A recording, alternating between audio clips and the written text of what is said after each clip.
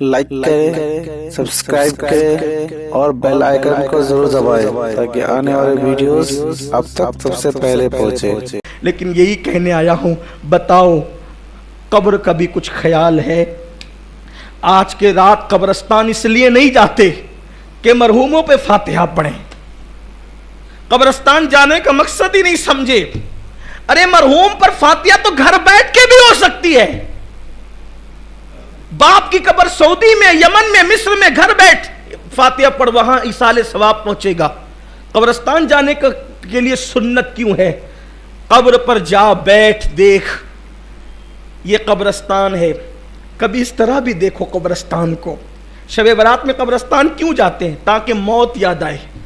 جاؤ دیکھو، بڑے بڑے سیاسی لیڈر بے بس و بے کس پڑے ہوئے ہیں، بڑے بڑے مالدار بے کس و بے بس پڑے ہوئے ہیں، بڑے بڑے پہلوان بے کس و بے بس پڑے ہوئے ہیں، بڑے بڑے عزت دار بے کس و بے بس پڑے ہوئے ہیں، جن کے آنے پر تکبیریں بلند کی جاتی تھی، جن کے آنے پہ تالیاں بجتی تھی، جن کے آنے پر محلے اور اسٹیج سجتے تھے، جا کے دیکھو مٹی میں سو رہے ہیں، کوئی ان کی قبروں پہ فاتحہ پڑھنے والا نہیں۔ قبر پہ بیٹھ کے سوچ، جیسے وہ بے بس پڑا ہوا ہے، ایک دن میں بھی یہیں آؤں گا۔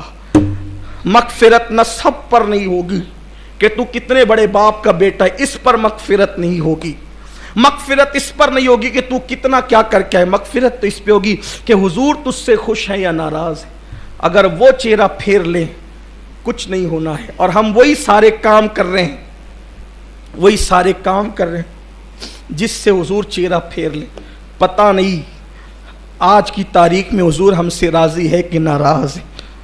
کوئی سونے کی انگوٹھی پہن لے تو حضور منہ پھیر لیتے ہیں۔ ہم نے تو کوئی ایسا حرام کام چھوڑا ہی نہیں جو ہم نہ کرتے ہو، ایک ایک دن میں کئی مرتبہ حرام کام کرتے۔ اگر حضور ہم سے منہ پھیر رہے ہو تو ہمیں پتہ ہی نہیں، ہمیں خبر ہی نہیں، خیال ہی نہیں قبر میں کیا ہوگا، انجام کیا ہوگا۔ شب برات میں آج توبہ کر لو، آج اپنے اللہ کو منا لو، آج اپنے رسول کو منا لو۔ پچھلے سال شب برات میں تو ہمیں جمع ہونے کا موقع بھی نہیں ملا، اور آج جمع ہونے کا موقع مل گئے تو پتہ نہیں آئندہ سال ہم جمع ہو سکیں گے کہ نہیں۔ پچھلے سال میرے کتنے دوست تھے، آج وہ نہیں ہے۔ بڑے بڑے ہمارے علماء چلے گئے، ہمارے صوفیہ چلے گئے، ہمارے بڑے بڑے لوگ چلے گئے دنیا سے۔ میرے آقا نے فرمایا شب برات لوگ کھیتیوں میں باغ لگانے کا پلان کر رہے ہوتے ہیں، لوگ بچوں کی شادیاں طے کر رہے ہوتے ہیں، لوگ خود کی شادیاں طے کر رہے ہوتے ہیں، حالانکہ اللہ ان کی موت لکھ رہا ہوتا، اللہ کے ان کی موت کے فیصلے ہو رہے ہوتے ہیں۔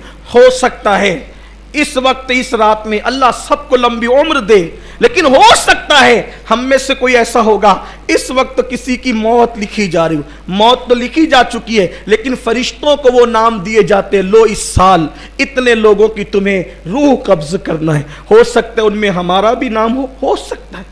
موت سے مت ڈرو، ہو سکتا ہے اللہ کو راضی کر لو۔ یہ راتیں بار بار نہیں آتی، یہ دن بار بار نہیں آتے۔ بس اپنی گفتگو کو ختم کرتے ہوئے عرض کروں، سچے دل سے توبہ کرنا۔